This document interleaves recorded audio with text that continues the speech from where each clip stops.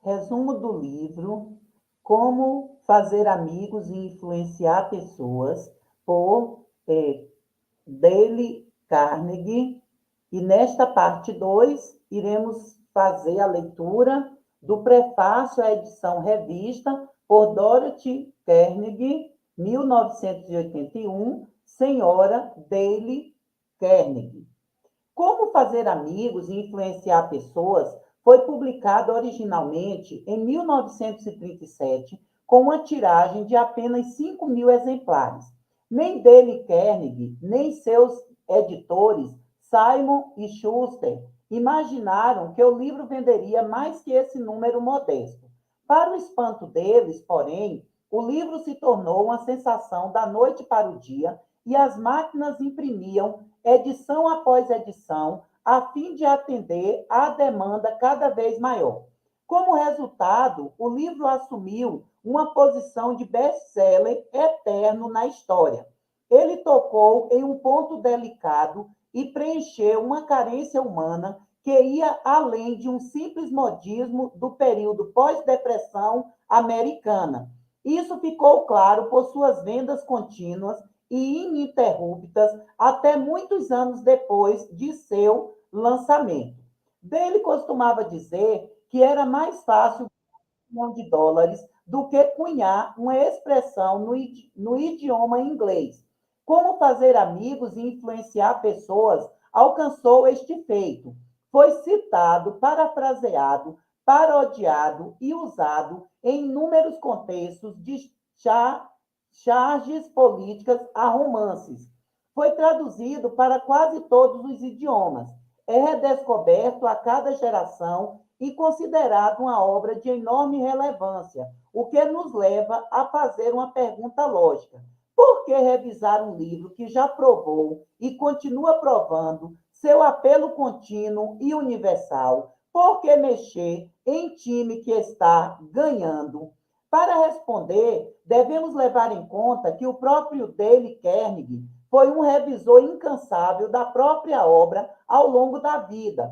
Como Fazer Amigos e Influenciar Pessoas foi concebido como livro didático para seus cursos de oratória eficiente e relações humanas e continua sendo usado nessas aulas. Até sua morte, em 1955, ele aprimorou e revisou constantemente o curso para torná-lo aplicável às necessidades de um público que não parava de crescer. Ninguém era mais sensível às mudanças na vida cotidiana do que Dale Carnegie. Ele refinava seus métodos de ensino de modo contínuo, atualizou o livro sobre oratória eficiente diversas vezes. Se tivesse vivido mais, teria cuidado pessoalmente de cada nova revisão deste livro para que refletisse melhor as mudanças que aconteceram no mundo desde os anos 1930. Nesta edição, nosso objetivo é apresentar e potencializar o livro para o leitor moderno sem adulterar o conteúdo. As únicas mudanças, entre aspas, foram uns poucos cortes e o acréscimo de alguns exemplos mais contemporâneos. O estilo audacioso e jovial do autor permanece intacto. Dele escrevia como falava, de modo coloquial, exuberante, como se estivesse conversando com o leitor. Assim, sua voz permanece forte como sempre. Em todo o mundo, milhões de pessoas vêm desenvolvendo suas competências nos cursos criados por ele e esse número só aumenta a cada ano. Outras tantas estão lendo e estudando como fazer amigo e influenciar pessoas, sendo inspiradas a empregar os princípios deste livro para melhorar suas vidas. É a todas essas pessoas que oferecemos esta nova edição, feita com o objetivo de refinar e polir uma ferramenta preciosa. Como e por que este livro foi escrito? Por Dale Carnegie, 1936. Durante os primeiros 35 anos do século XX, as editoras dos Estados Unidos publicaram mais de 200.000 títulos. A maioria era terrivelmente entediante e muitos foram um fracasso de vendas. O que eu quero dizer com muitos, entre aspas, o presidente de uma das maiores editoras do mundo me confessou que, após 75 anos de experiência no ramo, sua empresa ainda perdia dinheiro em 7 de cada 8 livros que publicava. Por que então eu cometi a temeridade de escrever mais um livro? E por que você deveria se dar ao trabalho de lê-lo? São duas perguntas válidas e tentarei respondê-las. Desde 1912, tenho ministrado cursos visando a educação de profissionais executivos de ambos os sexos em Nova York. A princípio, eu me limitava a dar aulas de oratória, cursos que utilizavam a experiência real para ensinar adultos a pensar rápido e expressar suas ideias com mais clareza, eficácia e segurança, tanto em reuniões de negócios quanto diante de grupos. Com o passar do tempo, porém, fui percebendo que, por mais que esses adultos necessitassem de treinamento em oratória eficiente, eles precisavam ainda mais de treinamento na bela arte de lidar com pessoas nos negócios e em seus contatos sociais. Também fui percebendo que eu mesmo precisava desse tipo de treinamento. Quando olho para trás, fico horrorizado com minha falta de refinamento e compreensão. Como eu queria que um livro como este tivesse caído nas minhas mãos 20 anos atrás. O trato social é, provavelmente, o maior problema que as pessoas enfrentam no dia a dia, sobretudo no mundo corporativo. Sim, isso também vale para quem trabalha em casa, para arquitetos ou engenheiros. Pesquisas realizadas há alguns anos pela Fundação Carnegie para o desenvolvimento do ensino desvendaram um fato fundamental e significativo, que tempos depois foi confirmado por outros estudos conduzidos pelo Instituto Carnegie de Tecnologia. As pesquisas revelaram que, mesmo em áreas técnicas como a engenharia, apenas cerca de 15% do sucesso financeiro de um profissional se deve ao conhecimento técnico e 85% à habilidade na engenharia humana, ou melhor, a personalidade e a capacidade de liderar pessoas. Por muitos anos, ministrei cursos no Clube de Engenharia da Filadélfia e na sede de Nova York do Instituto Americano de Engenheiros Elétricos. É provável que mais de 1.500 engenheiros tenham assistido às minhas aulas. Eles me procuraram quando finalmente perceberam, depois de anos de observação e experiências, que os profissionais mais bem pagos, com frequência, não são os que têm mais conhecimentos técnicos. É possível constatar, é possível contratar por um salário baixo profissionais com boa capacidade técnica em áreas como engenharia, contabilidade, arquitetura, etc. Mas, se o indivíduo tem um conhecimento técnico somado às capacidades de exprimir ideias, assumir a liderança e despertar entusiasmo, ele está destinado a ganhar bem mais. No auge da carreira, John D. Rockefeller disse: a capacidade de lidar com pessoas é uma mercadoria que pode ser adquirida como o açúcar ou o café, e eu pagarei mais por essa capacidade do que por qualquer outra. Sabendo disso, seria natural que todas as instituições de nível superior oferecessem cursos para desenvolver a mais valorizada das capacidades, certo? No entanto, o fato é que, até o momento em que escrevo estas páginas, não conheço sequer um curso prático e sensato desse tipo oferecido para adultos em uma única universidade dos Estados Unidos. A Universidade de Chicago e as escolas da Associação Cristã de Moços, ACM, conduziram um levantamento que custou $25.000 e demorou 2 anos para revelar o que os adultos desejam estudar. A última parte do estudo foi realizada em Meriden, Connecticut, escolhida por ser uma típica cidadezinha americana. todos os adultos de Meriden foram entrevistados. Os pesquisadores pediram que respondessem 156 perguntas, questões como: qual o seu negócio ou profissão? Seu nível de instrução? Como passa o tempo livre? Qual é o seu nível de renda? Quais são seus hobbies? Suas ambições? Seus problemas? Que assuntos teria mais interesse em estudar? Etc. O levantamento revelou que a saúde é o principal interesse entre os adultos e que o segundo interesse são as pessoas. Como compreender e lidar com elas, como fazer com que gostem de você e como fazê-las pensar do seu modo. Com essas informações, o comitê que conduzia a pesquisa decidiu promover um curso desse tipo para adultos em Meriden.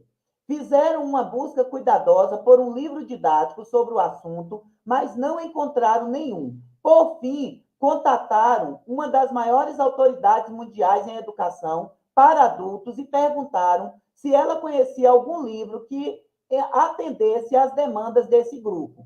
Ela respondeu que não. Sei o que esses adultos desejam, mas o livro de que necessitam ainda não foi escrito, explicou. Sei por experiência própria que a declaração era verdadeira, pois eu mesmo andei procurando durante anos a fio um manual prático e eficiente sobre relações humanas. Como o livro não existia, escrevi um para utilizar em meus próprios cursos. E aqui está. Espero que goste. Enquanto me preparava para escrever este livro, li tudo o que conseguia encontrar sobre o assunto. Colunas de jornal, artigos de revistas, registros em varas de família, textos de antigos filósofos e de novos psicólogos. Também contratei um pesquisador competente para passar 1 ano e meio em diversas bibliotecas, lendo tudo o que eu deixara de ler, mergulhando em volumes de psicologia, debruçando-se sobre centenas de artigos de revistas, vasculhando incontáveis biografias, tentando apurar como os grandes líderes de todas as eras lidavam com as pessoas. Lemos as biografias desses personagens, lemos as histórias de vida de todos os grandes líderes, de Júlio César a Thomas Edison. Lembro de termos lido mais de 100 biografias dedicadas apenas a Theodore Roosevelt. Estávamos determinados a não poupar tempo nem dinheiro para descobrir cada ideia prática empregada ao longo do tempo para fazer amigos e influenciar pessoas. Entrevistei pessoalmente dezenas de pessoas bem-sucedidas, algumas mundialmente famosas. Inventores como Guglielmo Marconi e Thomas Edison, políticos como Franklin D. Roosevelt e James Farley, líderes empresariais como Owen D. Jung, estrelas de cinema como Clark Gable e Mary Pickford, e exploradores como Martin Johnson. Tentei descobrir quais técnicas empregavam nas relações humanas. A partir de todo esse material, preparei uma palestra curta que batizei de como fazer amigos e influenciar pessoas. Digo curta, entre aspas, porque no início era curta mesmo, mas logo se expandiu até se transformar numa apresentação de 1 hora e meia. Durante anos, ministrei essa palestra para adultos nos cursos do Instituto Carnegie, em Nova York. Eu fazia minha apresentação e pedia que os ouvintes saíssem dali e aplicassem o que haviam aprendido em seus negócios e contatos sociais, depois voltassem e falassem sobre as experiências e os resultados. Que tarefa interessante! Ansiosas por desenvolver suas habilidades sociais, aquelas pessoas ficavam fascinadas diante da ideia de trabalhar no novo tipo de laboratório, o primeiro e único laboratório de relacionamentos humanos para adultos até então. Este livro não foi escrito no sentido usual da palavra. Ele cresceu como uma criança, cresceu e se desenvolveu a partir desse laboratório, a partir das experiências de milhares de pessoas.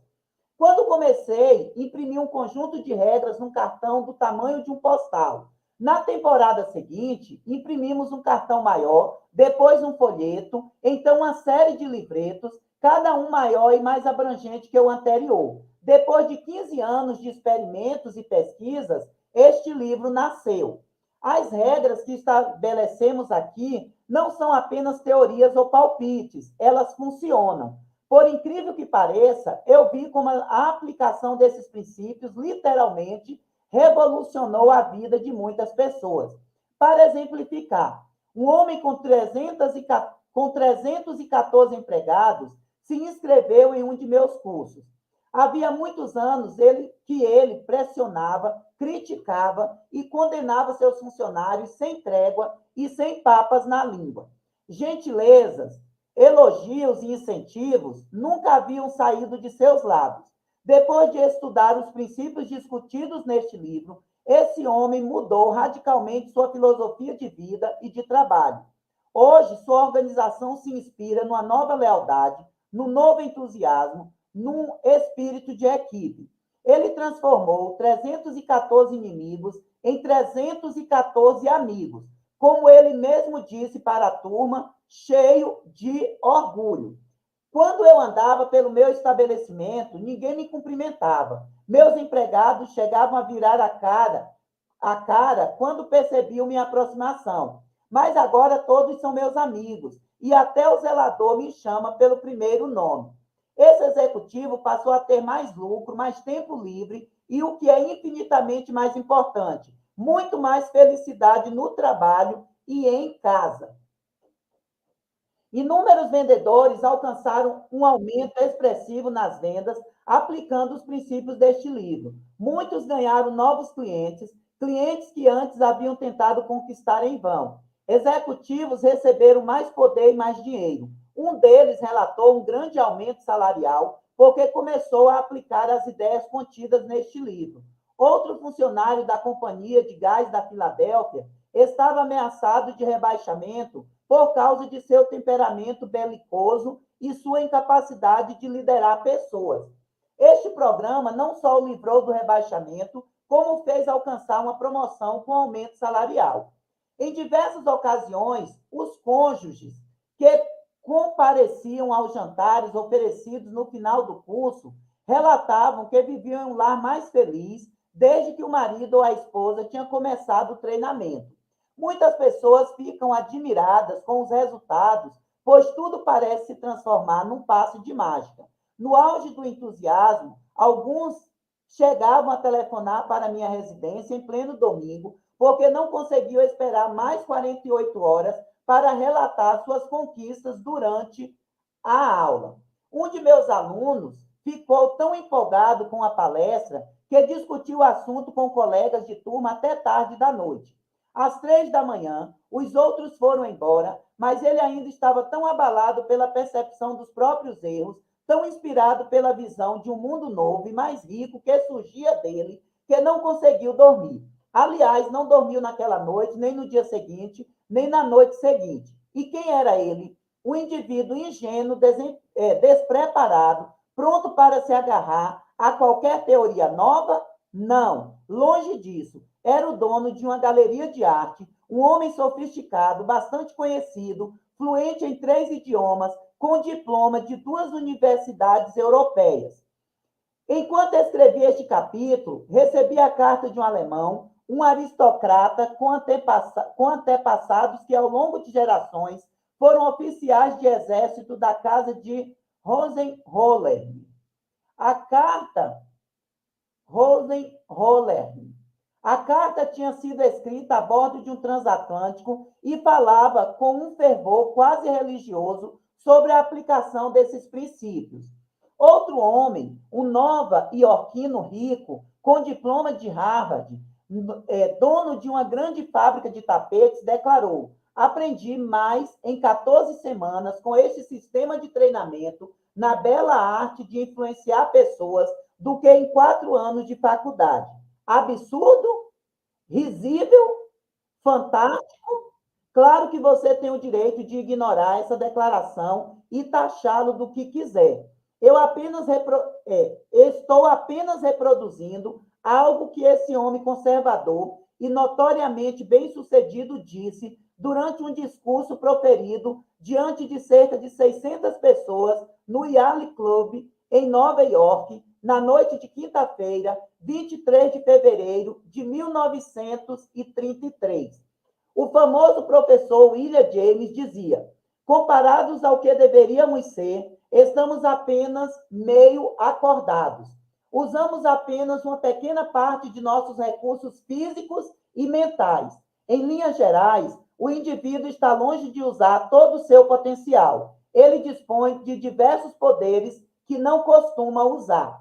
O objetivo único deste livro é ajudá-lo a descobrir, desenvolver e colher os benefícios dessas reservas adormecidas e intocadas.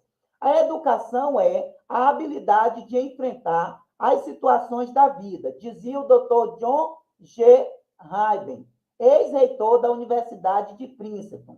Se você concluir a leitura do 3º capítulo e não se sentir pelo menos um pouco mais bem equipado para enfrentar as situações da vida, considerarei este livro um completo fracasso, pois, segundo Herbert Spencer, o grande objetivo da educação não é o conhecimento, e sim a ação. E este é um livro de ação. 9 sugestões para tirar máximo proveito deste livro. 1. Se você desejar tirar o maior proveito possível deste livro, há um requisito indispensável, um ponto essencial e infinitamente mais importante do que qualquer regra ou técnica. Não adianta saber 1000 regras se esse registro não for atendido. Qual é o requisito mágico? Um desejo profundo e imperativo de aprender, uma determinação insaciável de aumentar sua competência interpessoal. E como desenvolver esse desejo? Basta constantemente se lembrar da importância que esses princípios têm para você. Imagine como eles o ajudarão a levar uma vida mais rica, plena, feliz e cheia de realizações. Repita sempre para si mesmo: minha popularidade, minha felicidade e meu senso de valor dependem, em grande medida, da minha habilidade no trato com as pessoas. Até o próximo áudio, a parte 3 e última do resumo do livro Como Fazer Amigos e Influenciar Pessoas, de Dale Carnegie. Que Deus nos abençoe a colocar em prática tudo que temos aprendido. Em nome de Jesus, nosso Senhor e Salvador. Até o próximo vídeo áudio, se Deus assim nos